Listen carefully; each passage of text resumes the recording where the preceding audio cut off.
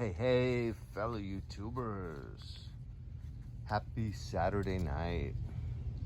Look at Big Red. There's Big Red Betsy. And I actually used wax. Finally. I haven't waxed her. You know, I always talk about how good a Harley-Davidson finish is.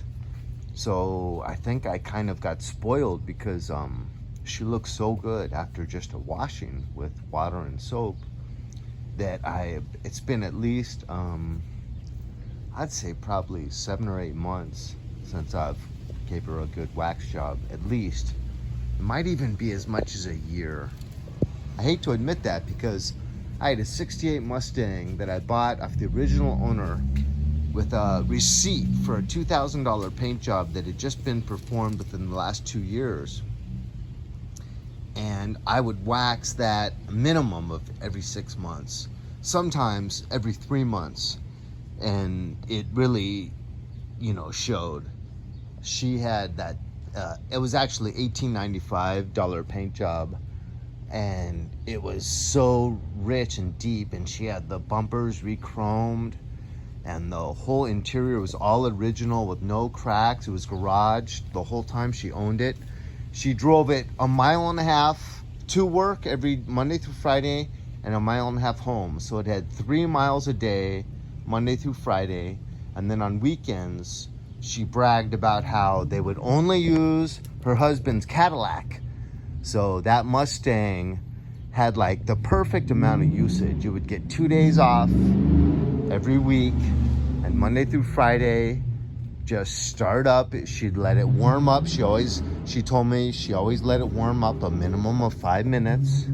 It would get that 1.5 mile drive to work, and then she would work an 8-hour shift and drive it home 1.5 miles. I mean, I bought it with 83,000 original miles, and it was a 68, and I bought it in like about 95.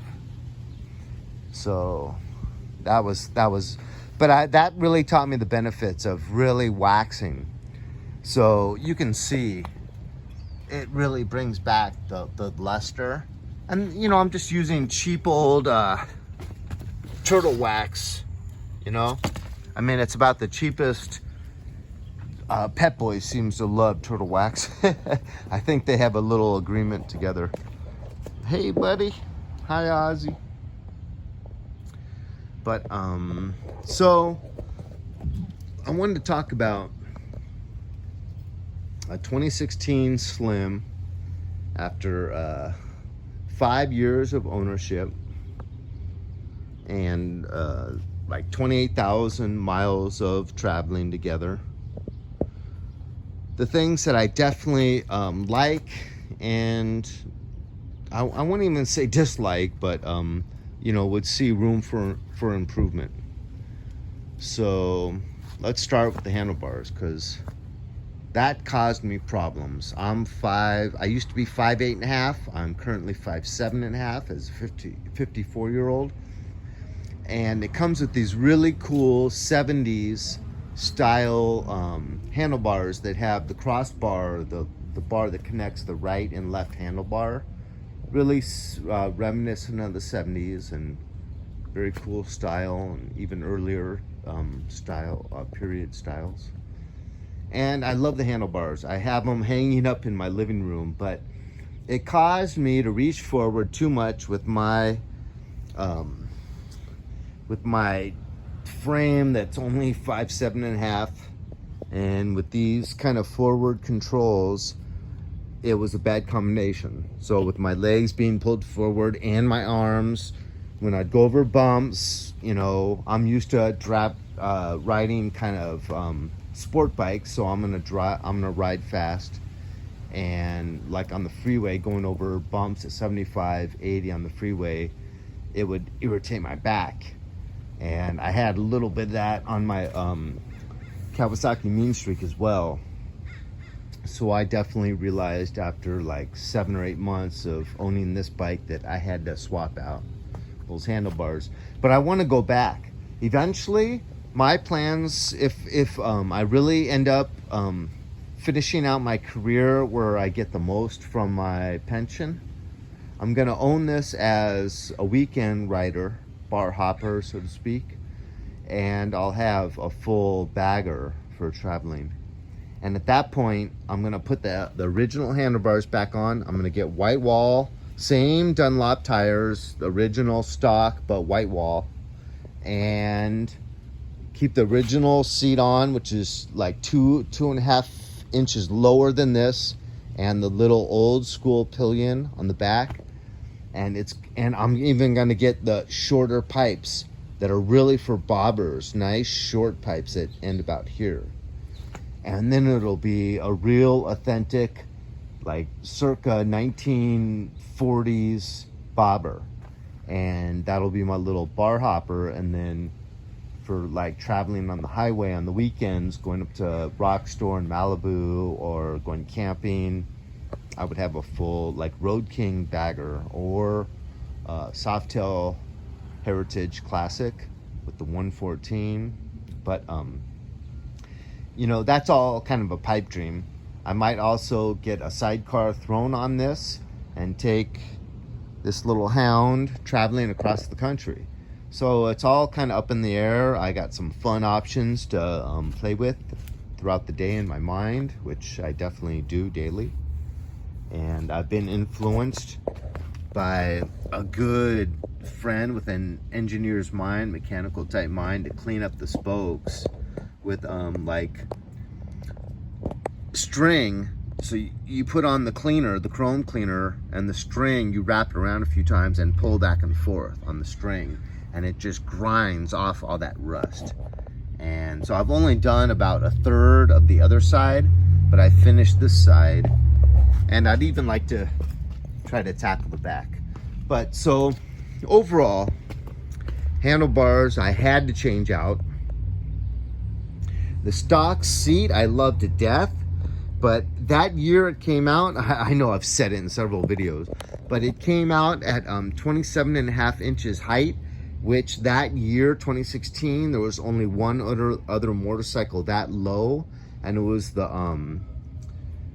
Indian Scout, and they came out both at exactly the same seat height, and they were tied for the lowest at 27.5, if memory serves correctly.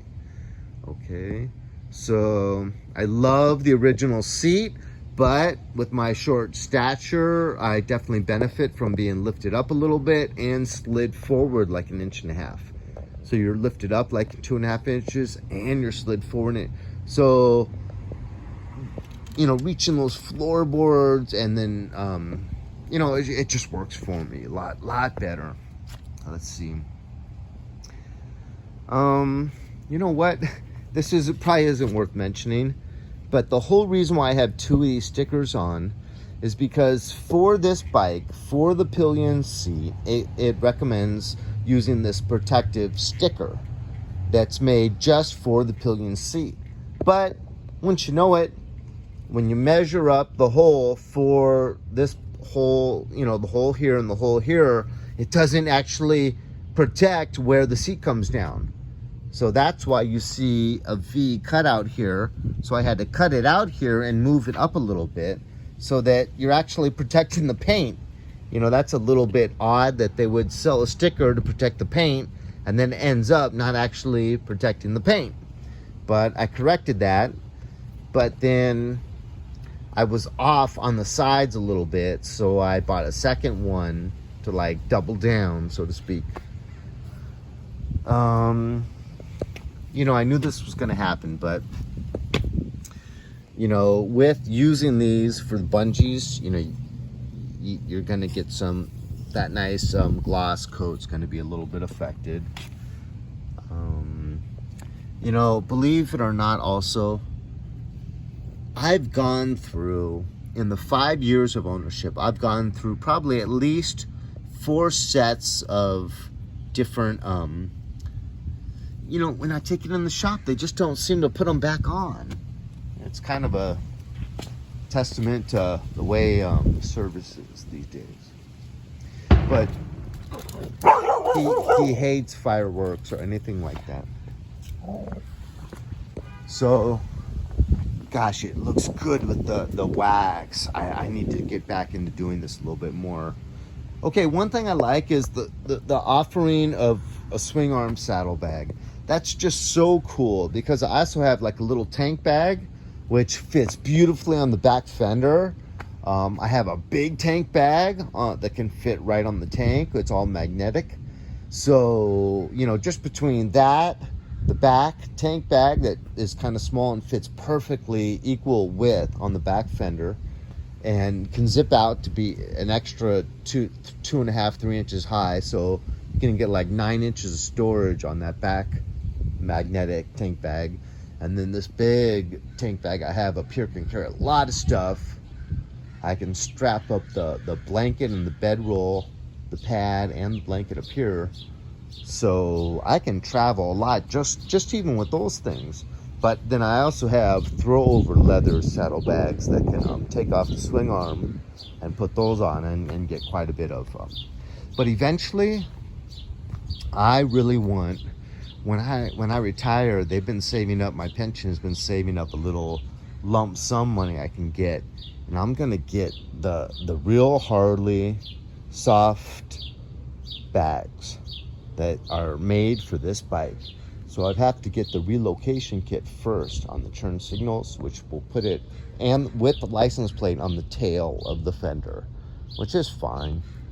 And then that gives up the swing arms to be, or not the swing arms, but the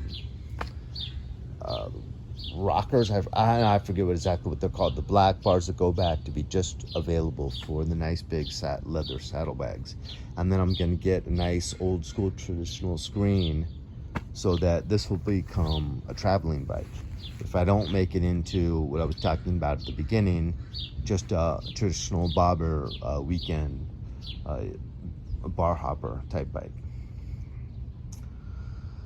Okay, so I also love just the ability to swap out little pieces like this and put in this nice chrome, and, you know, have this match with this, and even these pieces are like period equal, you know, to this. I love changing out, but which you can do on any motorcycle, changing out the rear view mirrors and the grips here and there to suit different, and to make your motorcycle always new. Keep reinventing it. I love the cut fenders. I love the big front tire. Excuse me. I don't particularly love how banged up those front forks are getting, but you know, I could go through the effort of cleaning them, or I could go through the effort of saving up to replace them, because I would love to get the black fork replacements. That would look so good. When anyone, I want you to comment for me, please. What do you think?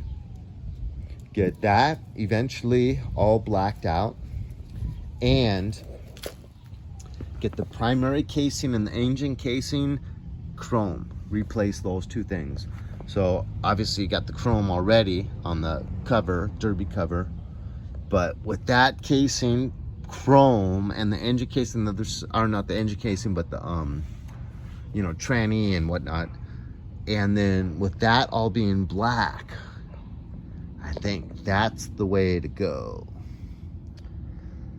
Obviously, I love the floorboards. I love the heel shift. I don't use the toe shift at all to go up through the gears, only to go down. You know, once you just accept, I only do things one way or the other, you're more on autopilot and you can react quicker when you need to. So I only upshift on the heel, and I only downshift on the toe. I was getting much love today at the California Harley dealership in the parking lot with a father and son that want to get this emblem on their Harley.